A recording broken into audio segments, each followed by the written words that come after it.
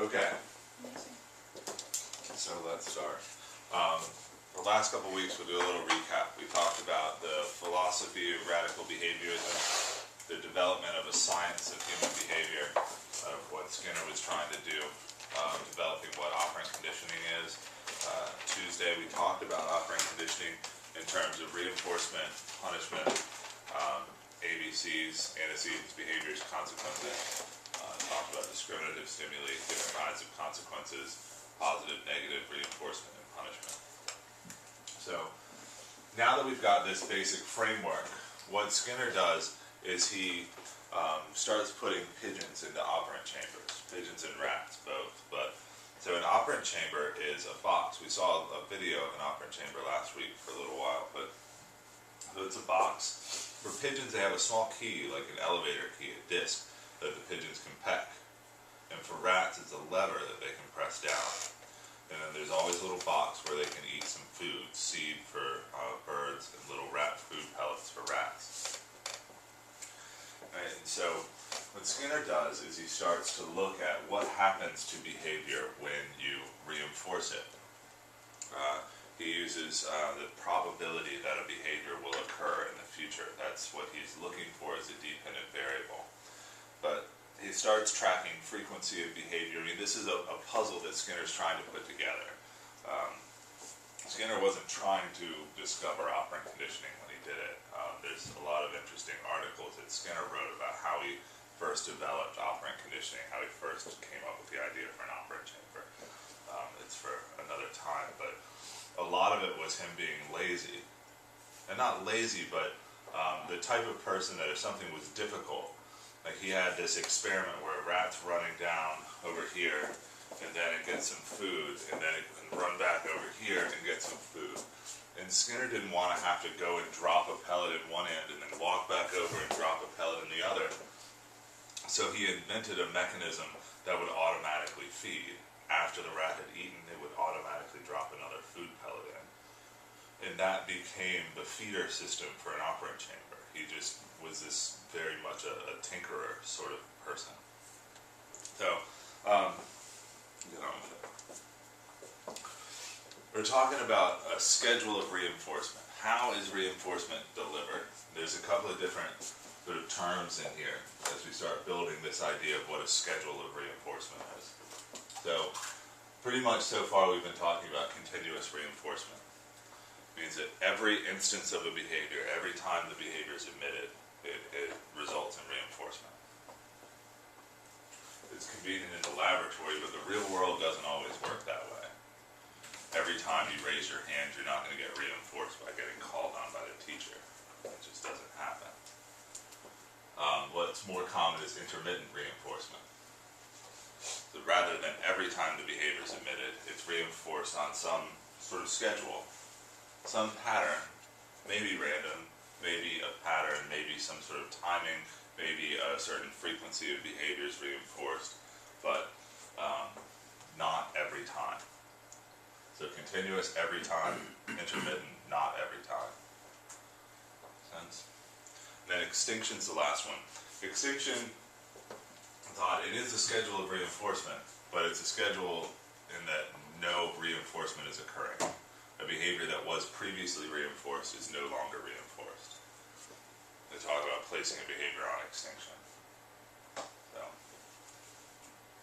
that makes sense? That's good. Have you guys heard these terms before? Good. Okay. Different types of schedules. These are types of intermittent schedules. So there's two main types, ratio schedules and interval schedules. Ratio schedules are based upon a certain frequency of behavior. Every certain number of times a behavior is emitted, it's reinforced. So continuous reinforcement is a fixed ratio of 1. Every one time the behavior is emitted, it's reinforced. So continuous reinforcement is a type of ratio schedule, but let's keep it on its own and call it continuous reinforcement. Right, so every 4 times the child raises their hand correctly in class to ask a question, you reinforce them by saying, good job. Every 3rd time they write their name correctly, you reinforce them with a skill, right?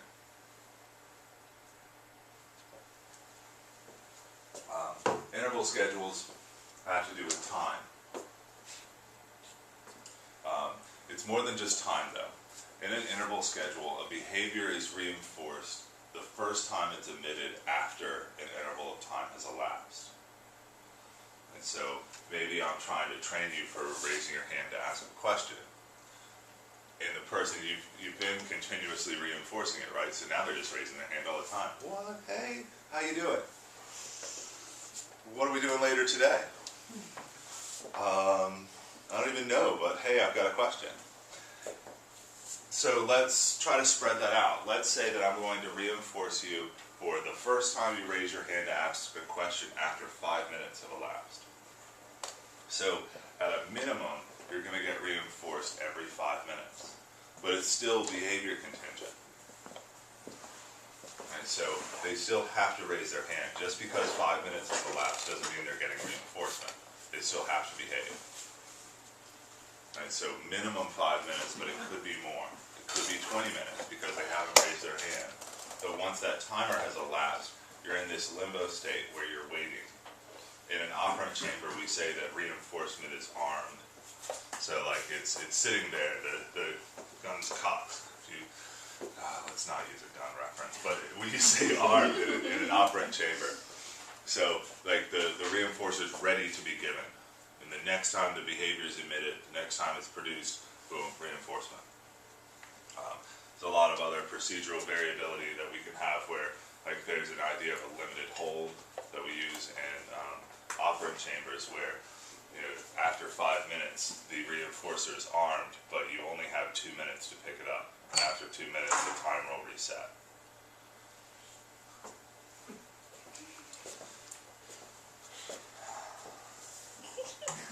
Okay.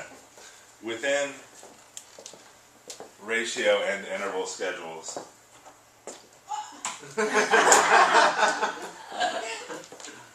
within ratio and interval schedules we have two types, fixed and variable. Okay. There's 4 terms. They can get combined in 4 different ways. So keep in mind, interval is time, right? Right? An interval of time, that makes a lot of sense, right? Ratio, it's not like it's a frequency or anything, so that can get confused. But if you remember, interval is time and ratio is number. There are numbers involved in ratios, right? Time and number, frequency. Right. Then within each of those schedules we have fixed and variable.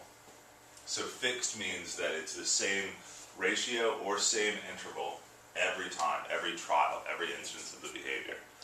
So if it's a fixed ratio of 3, it means that every 3 times the behavior is emitted, it gets reinforced. Then another 3 times reinforced. It's always 3 times. Right? A fixed interval of 2 minutes. After 2 minutes, the first instance of the behavior is reinforced. The timer starts over with 2 minutes. After another 2 minutes, the first instance of the behavior is reinforced. But that interval is always 2 minutes. That's fixed. Right? Fixed, like in place, always the same. Variable is different, but it doesn't just mean random. Variable means that the ratio or interval varies randomly around a set average. So if I say you have a variable ratio of 5, it means on average every 5 times the behavior is emitted, it's reinforced. It could be 2, it could be 12, but the average will be 5. Usually when we do these, you make a 12 interval set that averages around a number. There's different ways. Usually there's an arithmetic or geometric progression of values. These guys, Fleshler and Hoffman, wrote an article producing geometric progressions that always average out to the same number. Pretty much every EAB person has an Excel spreadsheet with geometric progressions of every interval schedule you can imagine, from 2 seconds out to 20 minutes. I have one of those. If you ever need to come up with an interval schedule, let me know. And the same thing with variable ratio, right? So it's interesting how variable came up. They used to have tapes that you'd wind around a machine that had holes in them. And every time the tape reader came to a hole, it would arm the reinforcer.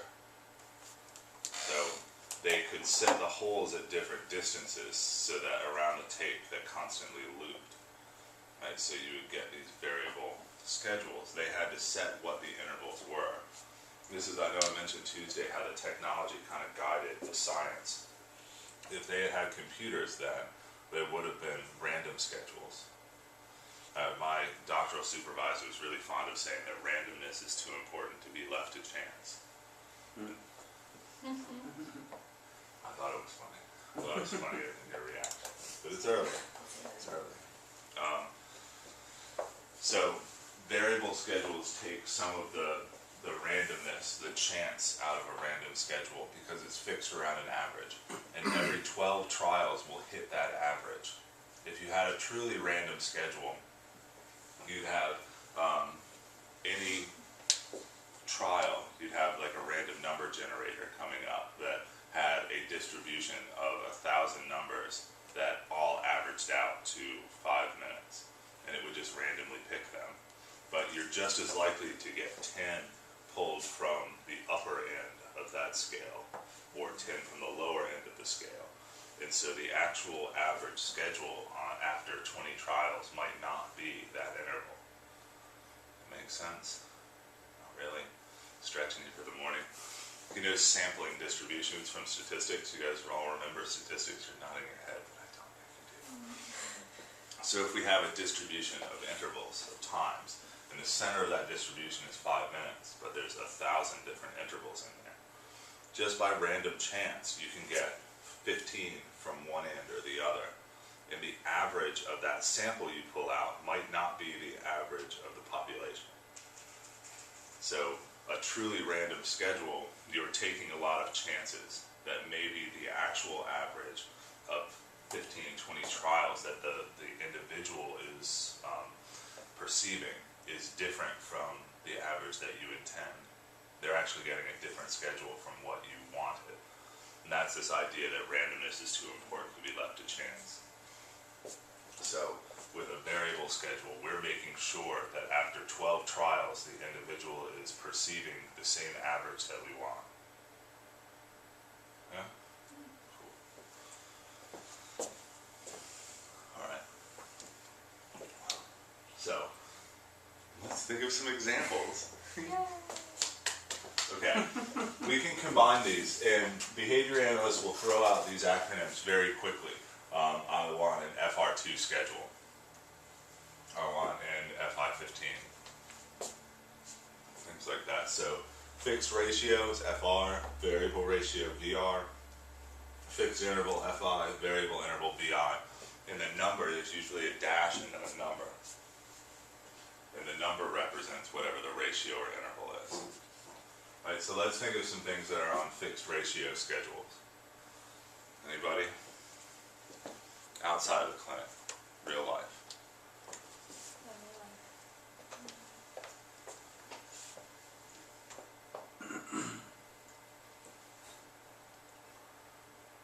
You ever use a vending machine? What schedule of reinforcement is that on? Fixed ratio. Boom. Generally a fixed ratio 1, but if it's working properly, a fixed ratio 1. Piecemeal work. It's not as common anymore, but there used to be people who, like seamstresses, that would get paid for every dress they made. Bricklayers that got paid for every brick they laid. They call me Angie the bricklayer. No. Alright, does that make sense? Yes. We got away from ratio pay schedules in the workplace, and it's interesting because somebody working on a fixed ratio schedule, they control how much they get paid.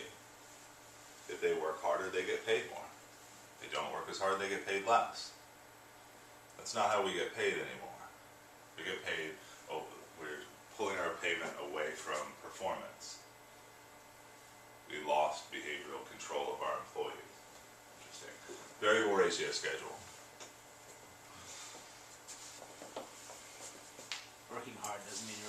smart though. You can work 12 hours and only 8 of them might be worthwhile. Sure. So why don't we pay you based upon your production?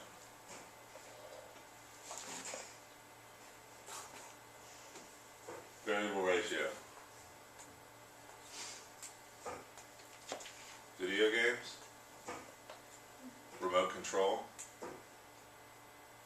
Certain number of times I press the channel up button, I'm going to get reinforced by watching a TV show I want to see. And if you forget about DVRs and whatnot. But do you guys remember flipping the channels on the TV? And something. And every once in a while, after a random amount of presses, you just feel like, oh, super sweet G.I. Joe's on. Maybe I'm old. Fixed interval. After a certain interval of time, I'm going to get reinforced. Pay periods? Great. Every other Friday. We're working on an FI 14-day schedule. Or 5 o'clock? Every time 5 o'clock was around. Yeah. I get reinforced for leaving. Or you could say that every morning at 8:30 we're reinforced by having our lovely clients come back into our lives for one more day. Yeah. Variable interval. Harder.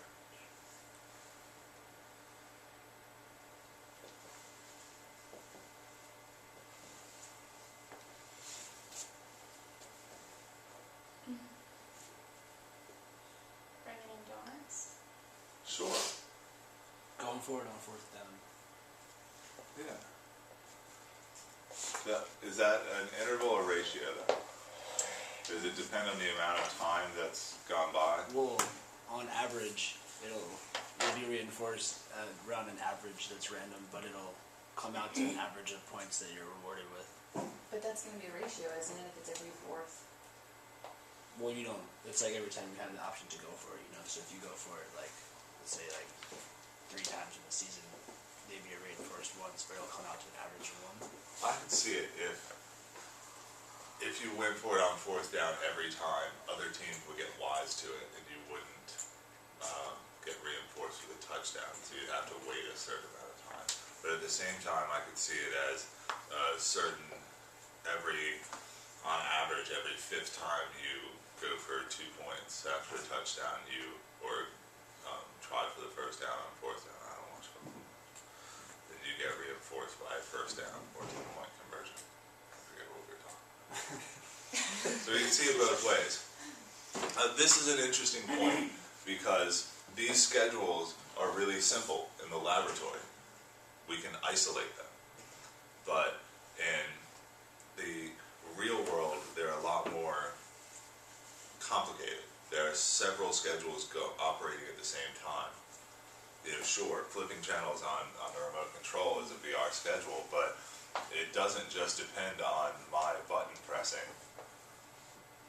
It could be that at 5:53, nothing's going to be on.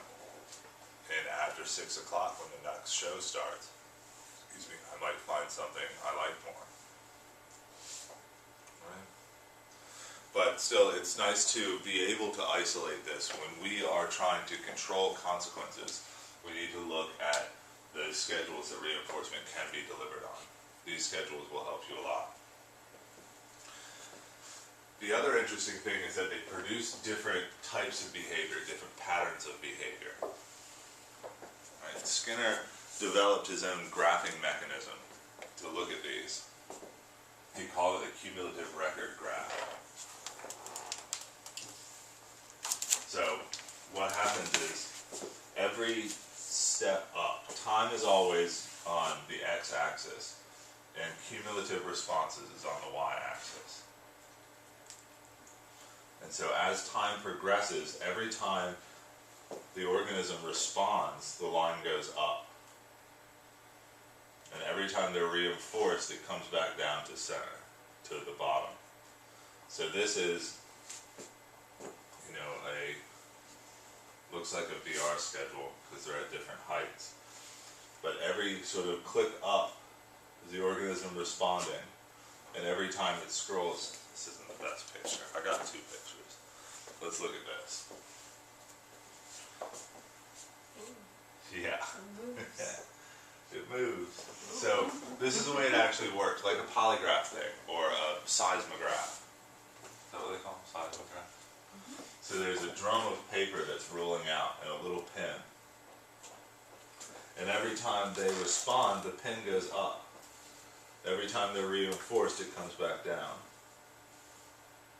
So the steepness of the line corresponds to the rate of responding. They're responding faster, this pin will go up faster. Slowly, and it'll go up a lot more gradually. So slow responding, and then it picks up. Slow responding, and then an increase. Make sense? And so Skinner was able to isolate the rate of responding and how that changes over time in his cumulative record graph. This was another thing with Skinner, like how do I get at this? How can I measure what I want to measure? I'm watching the rats, I'm watching the pigeons. I need something to record what they're doing, and he built this.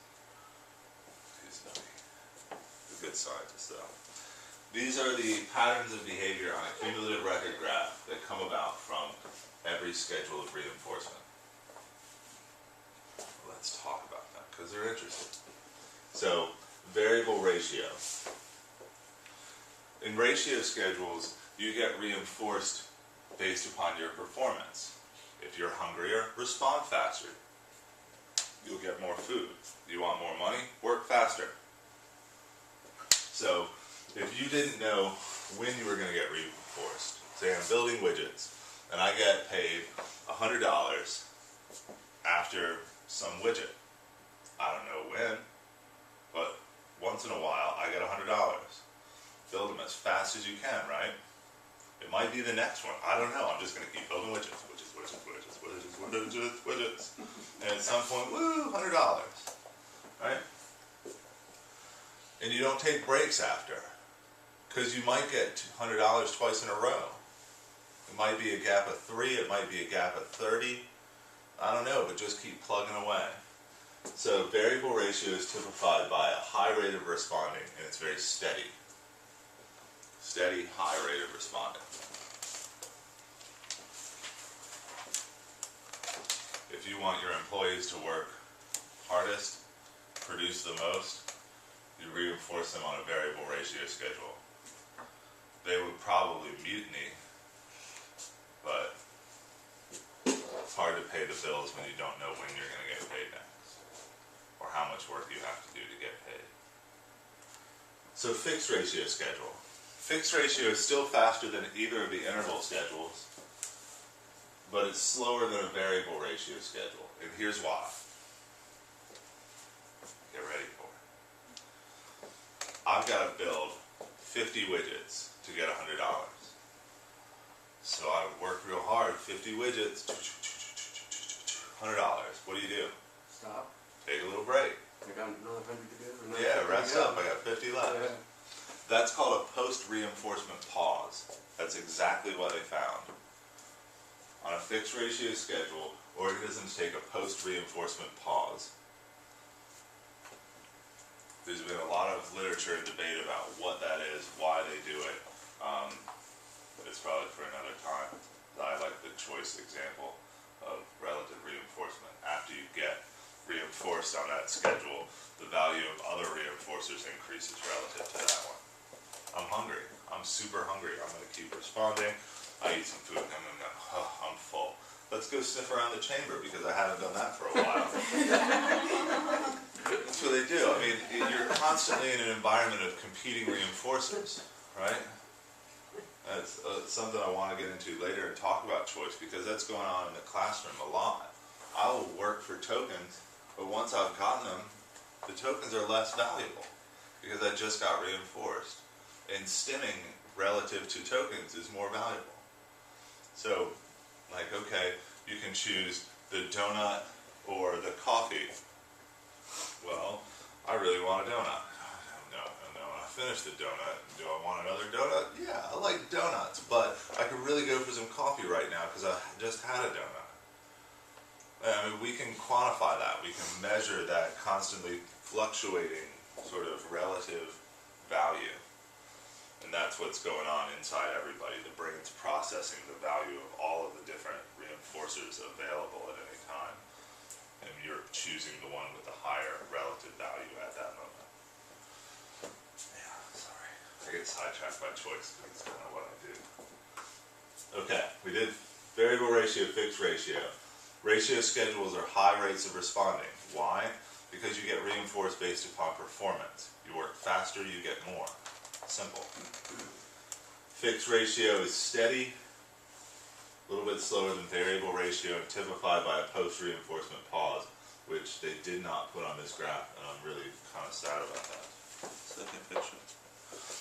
So really this would come up and then go flat, and then come up again, and then go flat and up again. So you get these plateaus that are flat. Flat lines, flat horizontal lines represent no responding on a cumulative record. So, next, variable interval. So think about it. When you're like, the first response after a certain interval of time gets reinforced. So, what's perfect responding? In general, every organism in the world is trying to get the most they can possibly get for the least they can possibly do. That's behaviorism in one line. So, ideal responding is doing the least amount of work and getting the most reinforcement. And so, on a variable interval schedule, ideal responding is responding once. Or any interval schedule, you respond once immediately after the interval has elapsed. You don't respond before it. So in FI 1 minute, FI 1 minute schedule, fixed interval of 1 minute, you respond after 1 minute, one time. Then you wait a minute, respond one more time. That's optimal, absolutely optimal. It doesn't ever happen, but that would be optimal. Because why waste your time on an interval schedule? You're not getting reinforced for responding more. So the rates of responding are lower on interval schedules. Why shouldn't it be?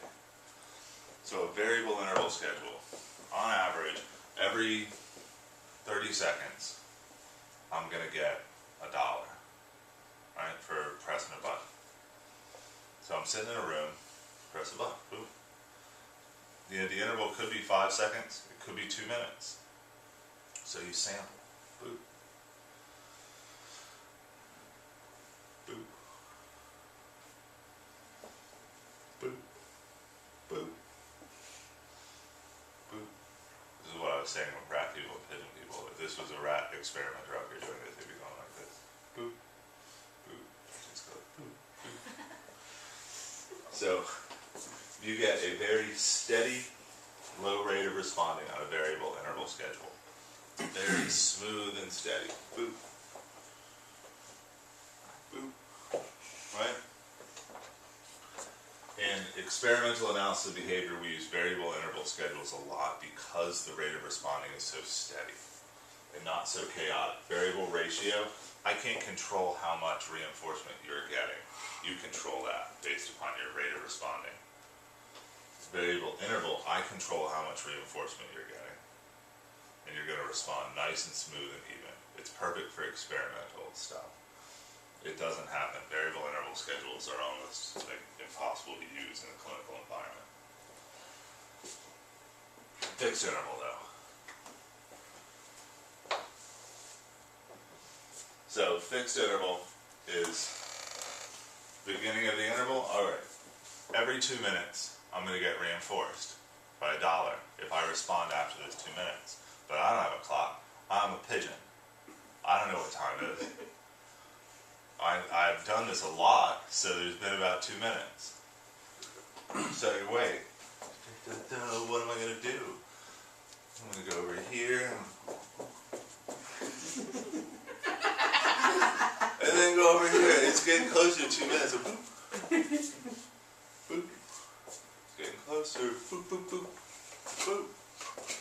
Boop, boop. Boop, boop, boop, boop, boop, boop, boop. Really close to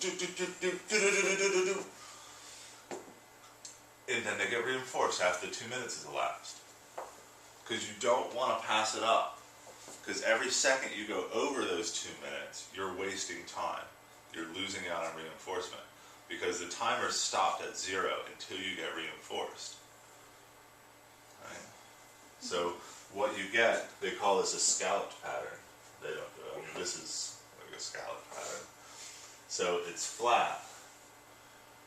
Because it's like, why would I respond at the beginning of the interval? And then it starts to peak up as it gets closer to the interval. They get reinforced, post-reinforcement pause, and then the rate of responding starts to increase and increase more and more, a positively accelerating function as you get closer to the end of the interval. Make sense? So fixed interval and fixed ratio schedules have post-reinforcement pauses. Fixed ratio, you have a steady high rate of responding after the post-reinforcement pause. Fixed interval schedule, it positively accelerates, the rate accelerates following the post-reinforcement pause. This one's extinction.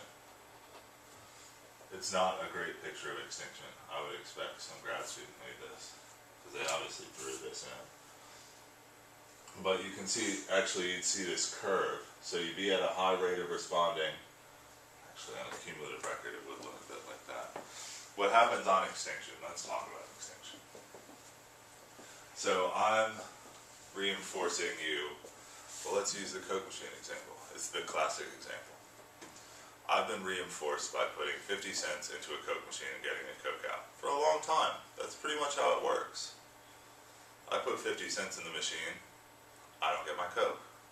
What happens? Shake it. Shake it. Do it again. Do it again. Sure. Anything else? You might stop using the machine. You might. Different Hitting machine. buttons or Push all the different buttons. trying all the different ones. So, what do you do, Steve? You didn't say anything. Tell people F that machine.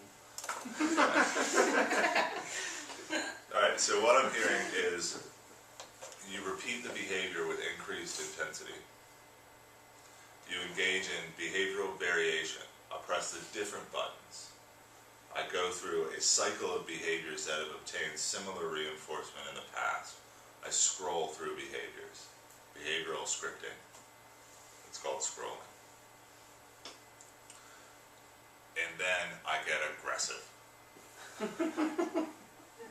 And then I stop. That series before stopping is called an extinction burst. It happens all the time. I'm guessing you've seen it in the classroom. You stop reinforcing a behavior that's been reinforced in the past, you get an extinction burst. I get it from my dog when I stop playing with her.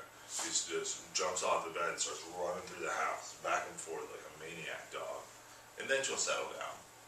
I do it when Kirsten stops paying attention to me and stops laughing at my joke. I start poking at her and then and I don't stop for a while. Eventually I stop. So, when a behavior goes on extinction, you get a surge in that behavior. And then it drops off. What happens the next day? You come in, I want a soda. Maybe they filled the machine, right? Maybe. Put your money in. Nothing comes out. F that machine. Right. But first, do you check all the other things? Maybe shake it a little bit, just give it one little kick and then walk off. So you still have a similar extinction burst, but it doesn't take as long, the aggression isn't as intense, and you stop responding faster. That's what we call spontaneous recovery. So if you have a break from the experimental environment and then come back, you will engage in the same behavior again. You'll encounter extinction, the extinction contingency again, have a smaller extinction burst, and then stop faster. The next day, maybe you do it again. But on the fourth day, you're not even going to try. So, hey, I just worked through this extinction stuff in the classroom yesterday, and you learned that I wasn't gonna reinforce you for it. Why are you doing it to me again today? Well, it's called spontaneous recovery. They're going to do it again, and they will stop faster. It's like putting your child to bed, and the child is crying, and you put it to bed, and you leave the room, and they're going through their extinction burst. No, I want the reinforcement. Come here and cuddle with me. I don't know, so I don't know. But, you finally get them to go to sleep after they finish extinction bursting. The next night, they're going to do it again. They'll stop faster. But we have to bring in this idea of intermittent reinforcement, though. What if that awful jack officer of a vending machine guy put one Coke in the machine and you got it? And then the next day you go in. I'm going back. Yeah, you're going back and you're going to get mad again. And then the day after that, you're going to get mad again. And the day after that, because you don't know, maybe you put one drink in there again. I'm going to shake that machine on the fifth day, that guy put one Coke in the machine again. How hard is it going to be for you to stop extinction bursting all over that Coke machine if he does that a couple of times? It's going to be hard. This is the fun of having two behavior analysts in one household, because we talk about extinction bursting as a verb. Will you stop extinction bursting and come over here? But, this idea of intermittent reinforcement, it is more difficult to encounter an extinction contingency when a behavior is intermittently reinforced and when it's continuously reinforced. That's good and bad. On one hand, we want to train behaviors that aren't going to be reinforced every time on intermittent reinforcement. If I want a kid to make eye contact, great, I want to develop it and strengthen that eye contact behavior. I want to continuously reinforce it. But in the real world, that kid's not going to get super duper praise every time they make eye contact. So once it's established and strengthened, you need to start putting it on intermittent reinforcement so that if they're away from school, they don't go into an extinction burst and get that behavior extinguished right away. So it will be stronger and more robust in the environment, more resistant to extinction if it's trained on intermittent reinforcement. So that should always be a thought. I want to train it up on continuous reinforcement, strengthen the behavior, and then move off to intermittent reinforcement. These things to keep in mind. Yeah, it's like really important. Yeah. And I feel like in our classroom, like a lot of the stuff that's in place has kind of been in place for a while. And it's the stuff that I learned when I got in there, so it's like, okay, this is what I'm supposed to be doing. But it feels like, oh, that kid's been asking for that probably since the summer, and it hasn't changed. Like, what am I thinking? The other side with behaviors you want to reduce is that if you have put a behavior on extinction, and then there's a substitute teacher or copista comes into your classroom, they might inadvertently reinforce the behavior that was on extinction. I'm just kidding. You're just a willing victim. And that can strengthen a behavior. It's the idea of good communication and handoff. If someone's covering your class, I'm working on this behavior. Like for instance, I was in aftercare yesterday and St. John comes up to me and says, hey, pick me up. He didn't say it like that. Pick me out. It's like a robot, didn't he? Pick me up. And I was telling Kirsten that on my way home, because like, St. John came up and he asked me to pick him up. I picked him up. Yay! She said, don't do that. No, don't do that. We don't pick him up. He's too old for that. He keeps asking, we need to stop that. Oh, great. I just gave him reinforcement for that. Like, I just messed up 2 weeks of work. And that's how easy it is. Yeah. It's the idea of knowing each student's behavior plans. If you start something and your child's in aftercare, you need to tell whoever's in aftercare. You need to hand off to OT well, hand off to speech well. It's your responsibility as the behavior therapist to understand your child's behavior plan. If the team lead's instituting something else, implementing something else, you need to know it, understand it. Because it's kind of easy mess up a reductive procedure. I'll mess it up. I mean, they're pretty flexible behaviorally, but yeah. Moving on. Okay. So that's strengthening a behavior. What if we want to reduce the frequency of behavior? Punishment. I did this late at night. Punishment! Yeah. Let's do it. Start shocking them. Should we not do that? Is there a problem with shocking our kiddos? It's not ethical. Alright. Because you'll notice that in the seat of each of your chairs I've placed an electrical device. Whoa. There's two big reasons why we don't use aversive control. One, when you provide an aversive stimulus, the environment in which that aversive stimulus is provided obtains aversive qualities itself. Two, the individual administering that aversive stimulus takes on aversive qualities themselves. When a teacher punishes in the classroom, the teacher and the classroom become aversive. It's bad. It's not good. It also brings about aggression, but those are the two main problems with using aversive control. I have seen it used. There are times, severe SIV, when the behavior is a danger to the individual, because punishment will reduce the behavior faster than using any of the reductive procedures I'm going to talk about in a second. They'll do it faster, but it comes at a cost.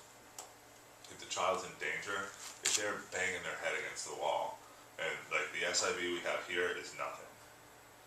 You can bang your head against the wall to the point where you detach retinas, cause concussions. It happens. I interned at a mental health facility where this girl, she would stem off of her eyes. She was visual stimming, and she liked the way her vision changed when she'd poke her eyeball like that.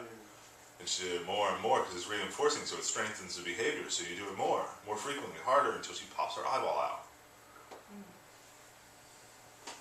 And it's dangling there by the optic nerve. And that was a problem.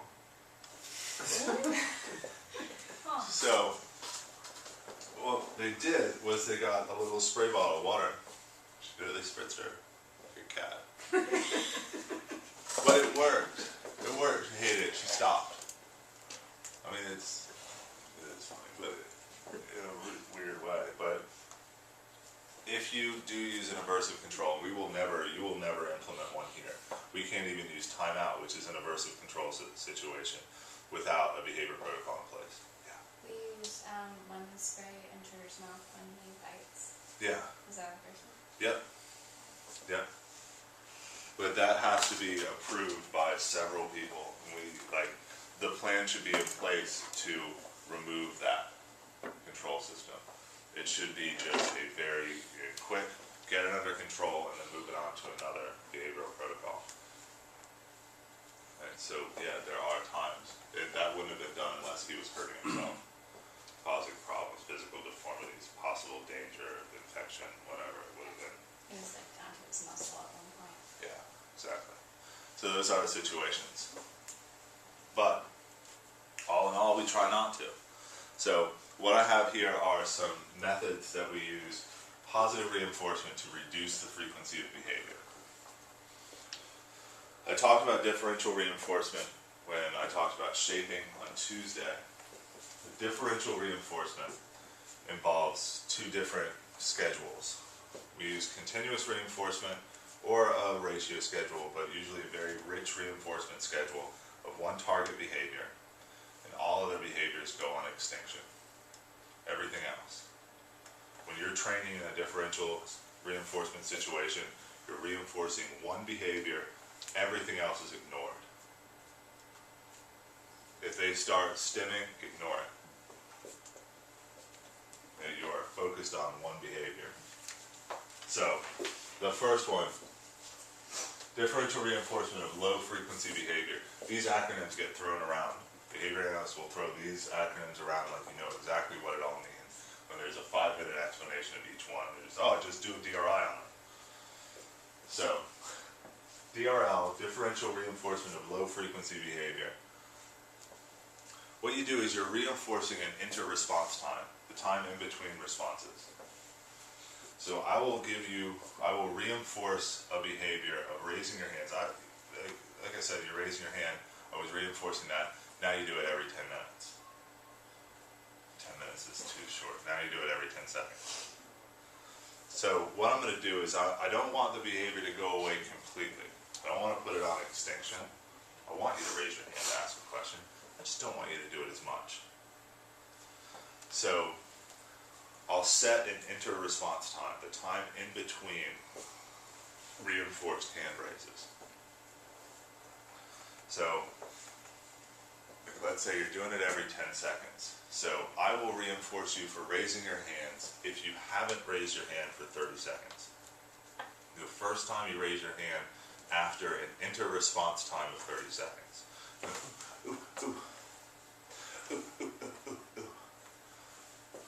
And then you're starting the timer after they put their hand down. So the timer's down, wait 30 seconds, and they haven't done it, and after 38 seconds, yeah, hey, oh, you have a question? Okay, great. And then the timer starts over. Every time they raise their hand in less than 30 seconds, the timer resets. There has to be an inter-response time of 30 seconds. And after that's happening frequently, we can increase the inter-response time and increase it out from 30 seconds to 45, to a minute and a half, until you're up to 5-10 minutes. What you're doing is you're reinforcing, instead of targeting a behavior, you're targeting the inter-response time, the time in between behaviors. You can do this, the opposite is a DRH, differential reinforcement of high frequency behavior, where you can reinforce shorter inter-response times. But that's not as often used as DRLs. Does that make sense? Okay. DRI, differential reinforcement of incompatible behavior. So if they're raising their hand all the time, I might reinforce you for writing. If they're stimming by biting their finger, I could reinforce them for holding something in their hand. Right? An incompatible behavior. Have you guys seen anything that you think you could apply this to? Give me an example of a DRI procedure. There's a behavior you want to reduce, so you reinforce an incompatible behavior. For one of my article summaries yesterday for ABA, I chose one about biased choices and using left or right hand, and they changed that by putting reinforcers of more or less value on one side constantly of the non-biased choice of hands. And so they had the child, instead of using one hand all the time, use both of their hands. Okay, so if they're using their right hand all the time, you want to reduce that frequency, then you start reinforcing them for picking things up with their left hand, not with their right. It's close. I think that would be a DRA, an alternative behavior. It's just something different. An incompatible behavior would be, if they're always picking stuff up with their right hand, you would reinforce them for doing something with their right hand, keeping it in their pocket, and then also use a DRA procedure to use an alternative behavior for picking stuff up. An alternative is a replacement behavior. Instead of doing it this way, do it another way. Whereas an incompatible behavior, if they're just vocal stimming, making squeaking noises, so you reinforce them for singing a song, humming very quietly, something that they can't do at the same time as vocal stimming.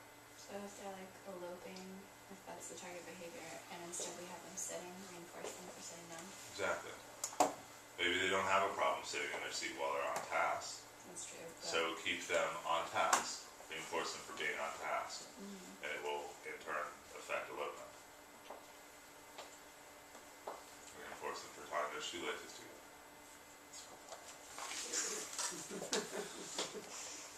Alright, questions on this? This is just touching on it. I'll go into reductive procedures more because it's, very valuable for you guys. Is this the first you've touched on these types of schedules ever? Okay. I will do them in more detail and give you more examples. I just thought this was gonna run a little short and wanted to add it in. Questions? Okay, awesome. Next week, we're gonna talk more about, escape and avoidance, punishment stuff, reductive procedures, and other stuff. Great, thank you. Yay. Another donut. Thank you.